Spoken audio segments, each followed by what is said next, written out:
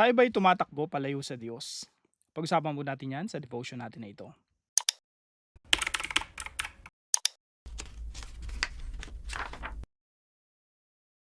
Magandang araw po sa bawat isa sa inyo. Welcome back to our 365 Daily Devotions Bible Characters Edition.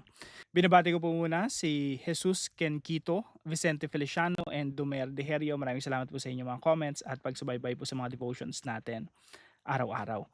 So ngayon po pag-aralan po natin, panibagong propeta na naman po, no? Ang pangalan niya po ay Prophet Jonah. So ano po ba ang sinasabi ng Biblia patungkol po kay Prophet Jonah? Now, para po sa hindi nakakalam, no, si Prophet Jonah siya po yung nilunok ng malaking isda sa Bible. So ganito po nagsimula yung istorya ni Prophet Jonah. Sabi po rito sa Jonah chapter 1, "Now the word of the Lord came to Jonah the son of Amittai, saying, Arise, go to Nineveh." So si Jonah inuutusan ng Diyos pumunta sa Nineveh. Now tingnan muna natin yung mapa para po ma-imagine natin, no. So si Jonah nandito sa area na 'to ng Israel, marahil Samaria o malapit sa Samaria. Tapos sabi ng Diyos sa kanya, "Okay, pumunta ka rito sa Nineveh, yan northeast. Akyat ka diyan, punta ka diyan sa Nineveh, tapos mangaral ka diyan." So ito po yung sinasabi, "That great city, and call out against it, for their evil has come up before me." Mangaral ka sa nila, basically ang message niya ay repentance. Magsisi kayo sa inyong mga kasalanan. Sapagkat ang inyong mga kasalanan ay nakarating na. Kumbaga nag-umapaw na. Nakarating na sa Diyos at yung Diyos ay willing at handa na kayong hatulan. Pero sabi po rito sa verse 3, "But Jonah rose to flee to Tarshish from the presence of the Lord. He went down to Joppa and found a ship going to Tarshish. So he paid the fare and went down into it to go with them to Tarshish, away from the presence of the Lord."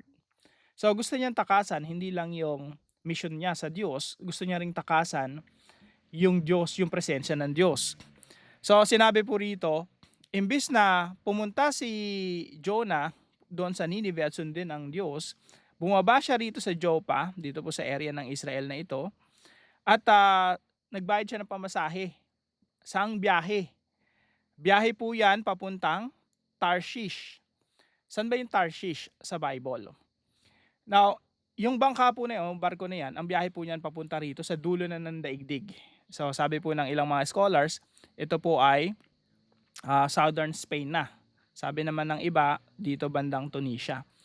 Pero majority po ang sinasabi dito na sa southern Spain. Kung nakikita niyo po itong dagat na ito po ay Mediterranean Sea. Kaya pag pumunta ka rito sa Tarshish, ito na po yung dulo ng daigdig. Yan na po yung ends of the world sa kanilang mindset. Kasi nga, from Israel, naglayag ka, narating mo na yung dulo. Yan na yun. Yan na yung mundo nila. Gusto niyang takasan ng Diyos, magpakalayo-layo hanggang sa dulo ng daigdig. Huwag lang masunod ang Diyos. So yan po ang simula ng istorya ni Prophet Jonah.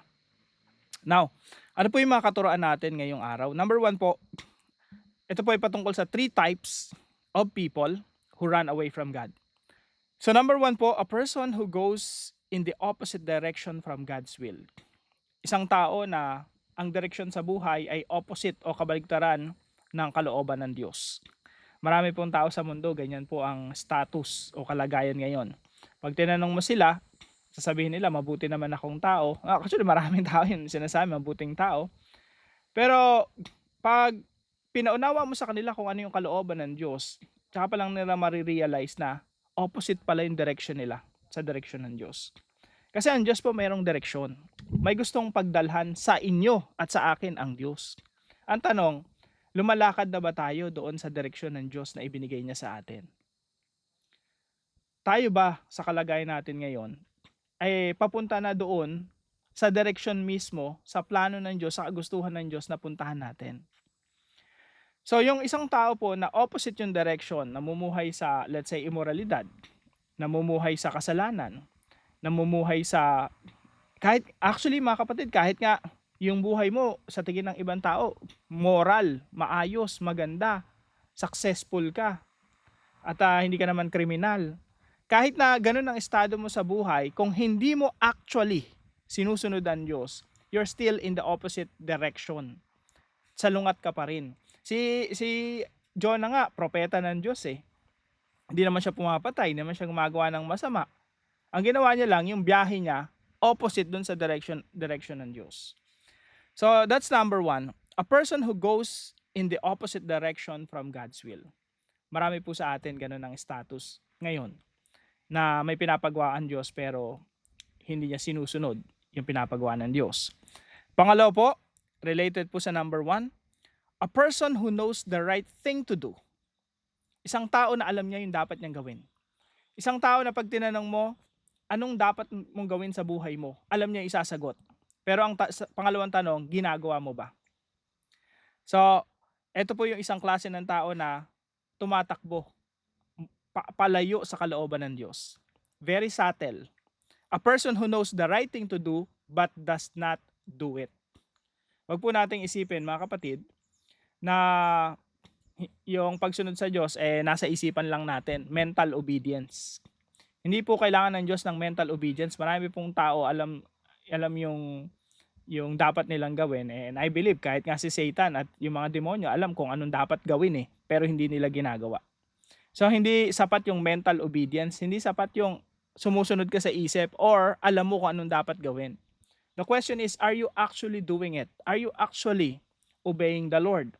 Kasi marami pong mga utos ng Panginoon, maraming misyon na pinapagawa sa atin ng Panginoon na minsan mahirap or madalas mahirap kaya hindi natin ginagawa. Pero alam natin na dapat natin gawin. So kayo na lang po ang makakasagot kung nandito tayo sa ganitong klaseng kalagayan. A person who knows the right thing to do but does not do it. Pangatlo po, a person who follows his own judgment instead of God's. Ito po yung taong sumusunod, ang sinusundan niya, yung sarili niyang judgment o yung sarili niyang pananaw, sarili niyang pagkakaalam kung anong mas mabuti para sa kanya. Tanda natin mga kapatid, ang Diyos po, sa isip ng Diyos, meron siyang pinakamainam at pinakamabuting pinagdadalan sa atin. Meron direksyon ng Diyos sa atin, and that's the best direction. That's the best plan. Ang tanong, meron ba tayong mga plano sa buhay na yun ang iniisip natin better than God's plan? Better than God's plan in a sense na hindi ko naman alam kung anong plano ng Diyos eh. At least alam ko kung anong plano ko. Susundin ko na lang yung plano ko. Marami pong mga tao na kahit mga Christians, ginagawa nila yung mga bagay na ginagawa nila sa career, desisyon nila sa pamilya, desisyon nila sa mag-abroad ba ako o hindi. Pero hindi man lang pinagpe-pray. Hindi man lang inaalam ang plano ng Diyos. Mga kapatid, para malaman mo kung anong plano ng Diyos sa iyong buhay, ipag-pray mo mabuti. Para malaman mo kung saan ka nililid ng Panginoon. Kasi ang Diyos ay sumasagot sa panalangin. If you're not even praying for your future or for your direction or for your decisions, probably you will just follow your own judgment and not the judgment of God. So ito po yung pangatlong klase ng tao na hindi nila namamalayan ay palayo na sila sa kalooban ng Diyos. Yung sinusunod nila yung sarili nilang judgment o yung sarili nilang paghatol sa sitwasyon kung ano yung mabuti at masama, kung ano yung makakabuti sa kanila. Mga kapatid, we follow the judgment of the Lord. We follow the plan of the Lord. We follow His direction. Kaya po bilang application po sa pinag-aaralan po natin, number 1 po, 3 dapat nating maintindihan. Una po, understand that obedience cannot be self-directed. Yung pagsunod sa Diyos, hindi yan sa kaparaanan natin. Yan ay laging sa kaparaanan ng Diyos. Marami pong mga tao, ang alam nila sumusunod sila sa Diyos. Pero they're doing it their own way. Kahit nga sa sa career lang na yung paghahanap buhay. May kaparaanan ng Diyos for you to do business. Pero yung maraming tao nagbi-business in their own way. Kahit sa pag-aasawa, lahat po ng bagay merong direksyon ng Diyos. Marriage, studies, mga career natin, plano natin sa buhay, may direction ng Diyos and meron ring means. May kaparaanan din ng Diyos paano mo puntahan yun. So hindi sapat na mapuntahan mo yung direction. Kailangan malaman mo rin ano yung kaparaanan ng Diyos. Naalala niyo po si Haring Saul? Sabi ng Diyos sa kanya, Saul, etong mga lahi na to, kailangan talunin mo ito. Kerem, talagang ubusin mo sila. Pero si Haring Saul merong sariling kaparaanan, no? Ang kaparaanan ni Haring Saul, okay, susunod ako sa inyo, Panginoon, pero yung ibang mga alaga nilang hayop, kukunin ko para sa sarili ko. Yung iba sa sacrifice ko din naman sa inyo. Saul has his own way. Kaya sabi ng Panginoon, obedience is better than sacrifice. Mas mahalaga sa Diyos yung pagsunod.